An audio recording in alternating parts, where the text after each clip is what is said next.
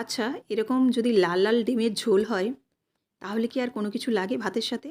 আমার তো মনে হয় আর সেরকম কিছু লাগেই না। তো চলুন আজকে এই লাল লাল ডিমের ঝোল কিভাবে বানাবো সেই রেসিপিটি আপনাদের সাথে শেয়ার করব। এই ডিমের ঝোলের রেসিপিটি আমি একটি বিশেষ বাটা মশলায় রান্না করেছি।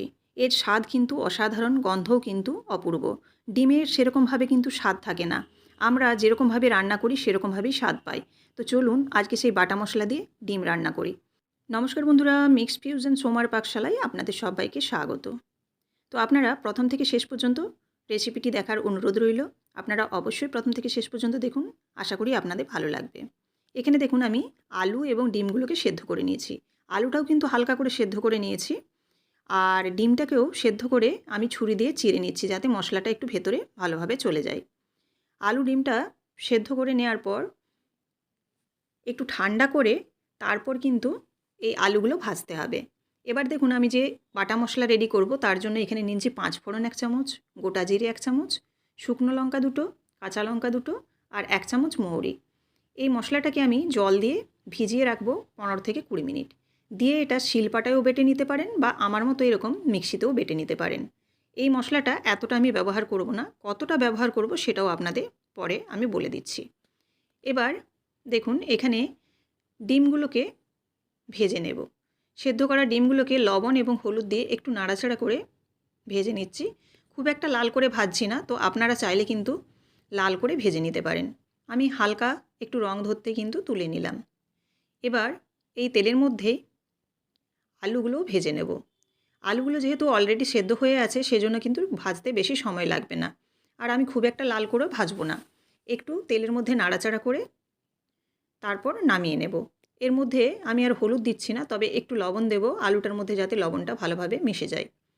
হলুদ যেহেতু আগে ডিম ভাজার সময় দেয়া ছিল সেজন্য কিন্তু দেখুন কালারটা এমনিতেই হলুদ এসে গেছে।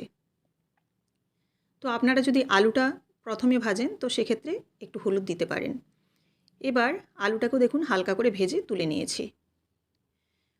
এবার এই তেলের মধ্যে আমি দিয়ে দিচ্ছি এই যে বাটা মশলা। এই বাটা মশলাটা এখানে 1 চামচের মতো ব্যবহার করব। যেহেতু এখানে 5 ফোড়ন আছে আর 5 ফোড়নের সাথে মেথি থাকে, সেজন্য খুব একটা বেশি ব্যবহার করব না। আর এই তেলের মধ্যে দিয়ে খুব একটা বেশিক্ষণ কিন্তু নাড়াচাড়াও করব না। এই মশলাটা তেলের সঙ্গে কিন্তু একেবারে লো ফ্লেমে নেড়ে নিতে হবে, কারণ ফুল ফ্লেম দিলে মশলাটা পুড়ে যাওয়ার সম্ভাবনা থাকবে, তাতে কিন্তু তেতো হয়ে যাওয়ার চান্সটা থাকবে। এবার দেখুন মশলাটার উপর আমি দিয়ে দিলাম কুচনো পেঁয়াজ আর কাঁচা লঙ্কা, সঙ্গে আমি কাশ্মীরি লঙ্কার গুঁড়ো দিয়ে দিচ্ছি। আর এখানে আমি আগে একটু হলুদও দিয়েছি। এই তেলের সঙ্গে হলুদ আর কাশ্মীরি লঙ্কার গুঁড়োটা পড়লে কিন্তু ঝোলের কালারটা খুব ভালো আসবে। এবার দেখুন ধনে গুঁড়োও আমি একটু দিয়ে দিয়েছি। ধনে গুঁড়োটা দিয়ে এবার সমস্ত কিছুকে নেড়েচেড়ে পেঁয়াজটাকে একটু হালকা ভেজে নিচ্ছি। পেঁয়াজ এবং মশলাটা এখানে খুব লো ফ্লেমে ভাজতে হবে। এবার এখানে আদা এবং রসুন বাটা আমি দিয়ে দিচ্ছি। আর আদা রসুনের পরিমাণটা দেখলেন ভীষণই কম দিয়েছি, ছোটো চামচের হাফ চামচ দুটোই মিলে। তো এখানে যেহেতু বিশেষ বাটা মশলাটা আমি দিলাম, এই বাটা মশলাটাই কিন্তু দারুণ একটা গন্ধ নিয়ে আসবে। সেই জন্য আমি আদা রসুন খুব একটা ব্যবহার করিনি। আর এখানে আপনারা রসুনটা কিন্তু স্কিপও করে যেতে পারেন, তাতে কিন্তু টেস্টের বিশাল কিছু হেরফের হবে না। তো যারা রসুন খেতে চান না তারা কিন্তু রসুনটাকে স্কিপও করে যেতে পারেন, শুধুমাত্র আদা বাটা দিলেই হবে। এবার দেখুন নাড়াচাড়া করে মশলাটাকে বারে বারে আমি কষিয়ে নিচ্ছি। মশলাটা যেই একটু কষানো হয়ে যাবে তখন এর মধ্যে দিয়ে দেবো আলু আর ভেজে রাখা ডিমগুলো। দিয়ে দেওয়ার পর জল দিয়ে দিচ্ছি খুব সামান্য, সামান্য জল দিয়ে আরও কিছুক্ষণ কষিয়ে নেব। আরও মোটামুটি 2-3 মিনিট কষিয়ে নিয়েছি। দেখুন এরকম তেল ছাড়া ছাড়া হয়ে এসছে আর মশলাটা খুব ভালোভাবে কষানো হয়ে গেছে। এদিকে গরম জল ফুটতে দিয়েছিলাম, আপনারা দেখলেন। এই গরম জল এবার দিয়ে দেব। যেহেতু আলুটা সেদ্ধ হয়ে আছে, ডিমটাও সেদ্ধ হয়ে আছে, সেজন্য কিন্তু এখানে আর কাঁচা জল আমি ব্যবহার করছি না। রান্নাটাও তাড়াতাড়ি হয়ে যাবে। আর আলু ডিমটা যেহেতু সেদ্ধ হয়ে আছে সেজন্য কিন্তু বেশি সময়ও লাগবে না। এবার দেখুন এর মধ্যে লবণ এবং চিনিটা দিয়ে দিলাম। এবার খুব তাড়াতাড়ি কিন্তু এটা ফুটে যাবে, যেহেতু গরম জল। খুব ভালোভাবে আমি আরও 3 থেকে 4 মিনিট ফুটিয়ে নিলাম।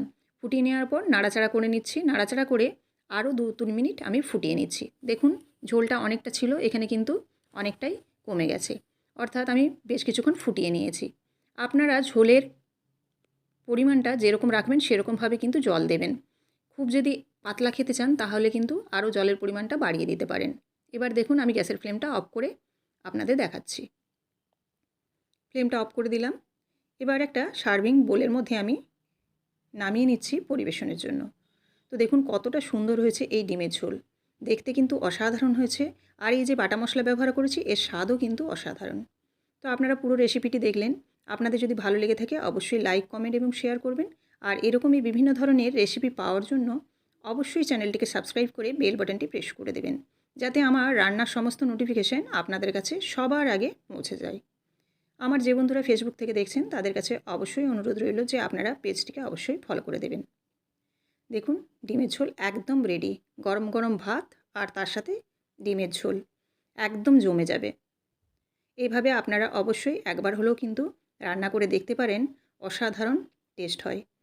বাচ্চা থেকে বড় সবাই কিন্তু ভাতের থালা পুরো চেটেপুটে খাবে। আবারও আপনাদের সাথে দেখা হচ্ছে আগামীকাল কোনো একটি নতুন রেসিপির সাথে। সবাই ভালো থাকবেন। ততক্ষণের জন্য ধন্যবাদ।